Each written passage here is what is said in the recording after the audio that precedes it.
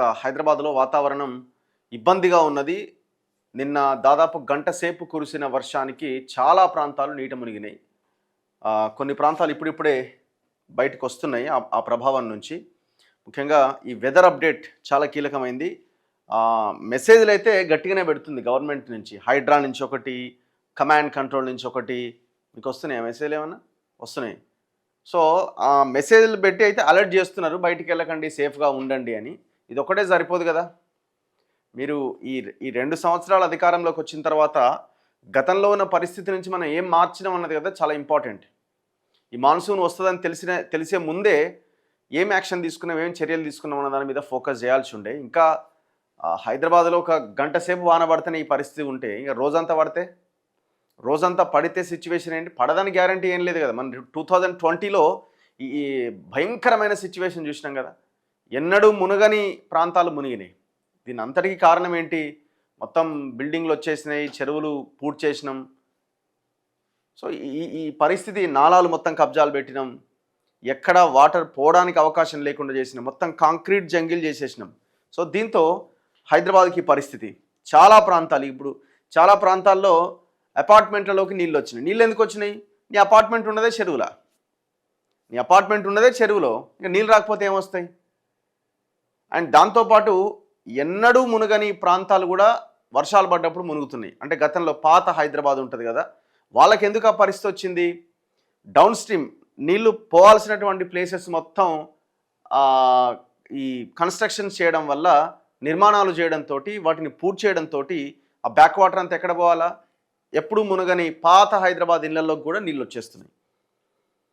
So మనం 2020లో మాట్లాడుకున్నాం, అరే ఎన్నడూ మునగలేమా ఇల్లు, దాదాపు ఇన్నేళ్ళు 70 ఏళ్ళు అయింది, 80 ఏళ్ళు అయింది, ఇవాళ మునిగిందంటే కారణం ఇదే.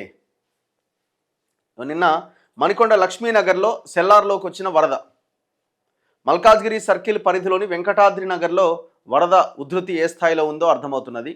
సో నిన్న అమీర్పేట్ ఏరియాలో కూడా చాలా బీభత్సమే ఉన్నది. కొన్ని వెహికల్స్, కొన్ని వీడియోలు ఉన్నాయి మన దగ్గర.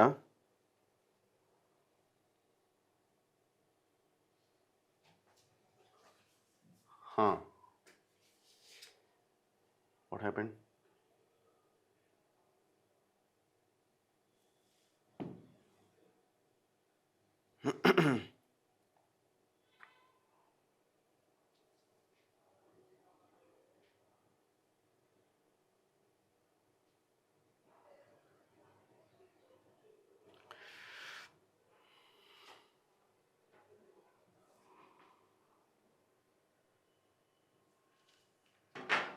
ఫస్ట్ చూద్దాం ఇది ఎక్కడ ఎంత వర్షపాతం పడ్డది. గంటలోనే కుండపోత. యాదాద్రి భువనగిరి జిల్లా ఆత్మకూరులో 14.8 సెంటీమీటర్ల వాన పడ్డదట.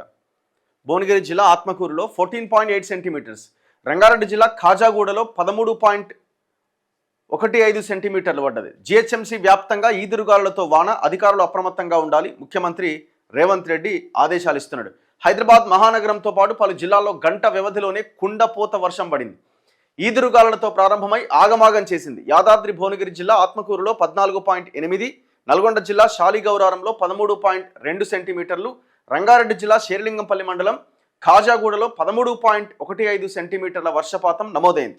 మహానగర పాలక సంస్థ వ్యాప్తంగా అనేక చోట్ల 5 నుంచి 11 సెంటీమీటర్ల మధ్య వర్షం కురిసింది. ప్రధాన రహదారులు ఏరులై ప్రవహించాయి. పలు వాహనాలు వరదలో కొట్టుకుపోయినాయి. అమీర్పేట్, ఎల్లారెడ్డిగూడలో, యూసుఫ్గూడ, శ్రీకృష్ణానగర్లో వరద పోటెత్తింది. భుజాల్లోతున నీరు ప్రవహించింది. నగర వ్యాప్తంగా పలు చెట్లు కూలిపోయినాయి. అనేక ప్రాంతాల్లో విద్యుత్ సరఫరా నిలిచిపోయింది.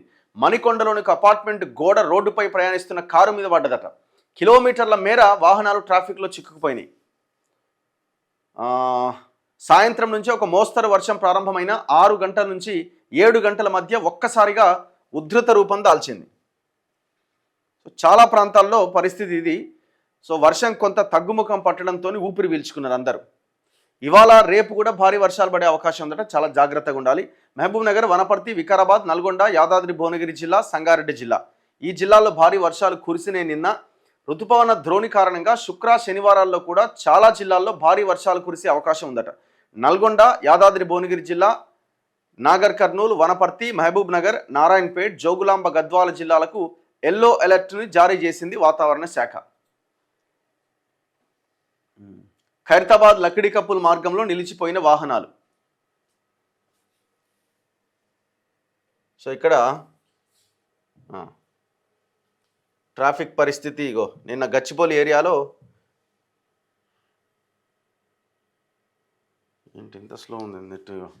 నిన్న గచ్చిబౌలి ఏరియాలో ట్రాఫిక్ చూడండి ఎట్లా ఉందో. సినిమానే కనిపిస్తుంది. ఇక నాకు తెలిసి 3 to 4 hours అందులో చిక్కుకుపోయి ఉంటారు అంతా. మొత్తం ట్రాఫికే. అమీర్పేటలో ఎప్పుడు ఆ మైత్రివనం దగ్గర మొత్తం వరదనే. గంటల తరబడి ఆ నీళ్లు అక్కడి నుంచి వెళ్ళే పరిస్థితి కూడా లేదు. మరి దీని నుంచి ఎందుకు ప్రజల్ని బయటపడేయడానికి ప్రయత్నం చేయట్లేదో అర్థం కావట్లేదు. కారు చూడండి.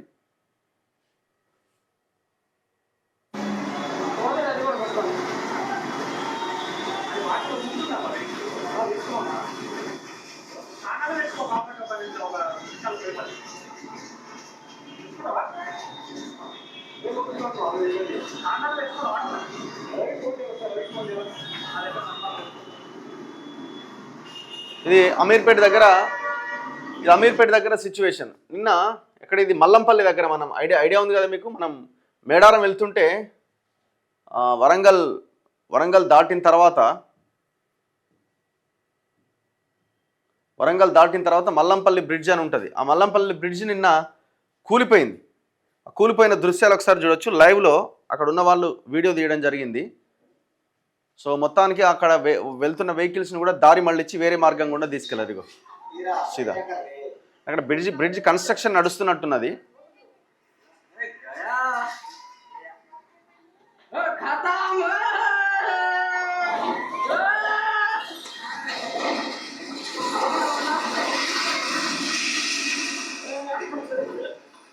కూలిపోయింది మొత్తం. సో వెంటనే అక్కడ రాకపోకలు మొత్తం ఆపేయడం జరిగింది. చాలా ప్రాంతాల్లో ఇదే సిచ్యువేషన్ ఉన్నది. సో చాలా జాగ్రత్తగా ఉండాలి. ఈ వార్త ఇక్కడ రాశారు. జాతీయ రహదారిపై కుంగిన వంతెన, తప్పిన ప్రమాదం, వాహనాల దారి మళ్లింపు. సో కూలిపోతున్న ఇది ములుగు జిల్లా మల్లంపల్లి మండల కేంద్రానికి సమీపంలోని 163వ జాతీయ రహదారిలో ఎస్ఆర్ఎస్పి కాలువపై ఉన్న వంతెన గురువారం రాత్రి అకస్మాత్తుగా కుంగిపోయింది. దీంతో అధికారులు అప్రమత్తమై వాహనాలు వేరే మార్గంలో పంపిస్తున్నారు. ములుగు నుంచి హనుమకొండ వెళ్లే వాహనాలు ములుగు మండలం జాకారం, అబ్బాపురం, రేగొండ, పరకాల మీదుగా మళ్లించారు. హన్మకొండ నుంచి ములుగు వైపు ప్రయాణించే వాహనాలను మల్లంపల్లి మండలం శ్రీనగర్, పందికుంట మీదుగా జాతీయ రహదారి చేరుకొని ములుగు, ఏటూరు నాగారం మార్గంలోకి వెళ్లేలా మళ్లించారట. సో కొంత జాగ్రత్తగా ఉండాలి. మరి ఎందుకు కూలిందంటే కాంట్రాక్టర్ నిర్లక్ష్యం అట. నిత్యం వేల వాహనాలు తిరిగే వంతెన కుంగడానికి దాని పక్కనే కొత్త వంతెన నిర్మాణ పనులు చేపట్టిన కాంట్రాక్టర్ నిర్లక్ష్యమే కారణమట. పాత వంతెనకు మద్దతుగా ఉన్న మట్టిని ఇష్టారాజ్యంగా జేసీబీతో తోడడం వల్ల క్రమక్రమంగా వంతెన కుంగుబాటుకు గురైంది. వంతెన ప్రమాదకరంగా ఉందని గత నెల 15వ తేదీన వార్తలు కూడా వచ్చినాయట. అయినా కూడా ఇంజనీర్లు అప్రమత్తం కాలే. వాళ్ళు ఎందుకు అవుతారు? మళ్ళీ ఎవడన్నా చెప్తే తప్ప అక్కడ అధికారులు, ఎమ్మెల్యేలో, మంత్రులు ఎవరైనా చెప్తే తప్ప వాళ్ళు అప్రమత్తం కారు. సో ఇది వెదర్ అప్డేట్. చాలా జాగ్రత్తగా ఉండాలి. అన్ని పేపర్స్లో ఈ వార్త ప్రధానంగా ఉన్నది. హైదరాబాద్పై వరుణ గర్జన. హైదరాబాద్లోని రాజ్భవన్ వద్ద ప్రధాన రహదారి పైన నిలిచిపోయిన నీళ్లు. ఇదైతే ఎప్పుడు నీళ్ళే ఉంటాయి. ఎప్పుడు ఇక్కడ చిన్న వర్షం పడ్డా రాజ్భవన్ ముందు వాటరే. గంటన్నర పాటు దంచి కొట్టిన వాన, చెరువులను తలపించిన రహదారులు, మునిగిపోయిన కార్లు, కొట్టుకుపోయిన బైకులు, రోడ్ల మీద 4 నుంచి 5 కిలోమీటర్ల మేర ట్రాఫిక్ జామ్, కాలనీలన్నీ జలమయం, ఇండ్లలోకి వరద. ఖాజాగూడలో 13.3 సెంటీమీటర్లు, గచ్చిబౌలిలో 12.6 సెంటీమీటర్లు. నగరంలో అనేక చోట్ల అబౌట్ 10 సెంటీమీటర్స్ పైన వర్షపాతం పడ్డది. అత్యవసరమైతే తప్ప ఇండ్ల నుంచి బయటకు రాకండి ముఖ్యమంత్రి చెప్తున్నాడు. సో ఇట్లా చాలా జాగ్రత్తగా ఉండాల్సిన సమయం ఇది. మాట్లాడదాం.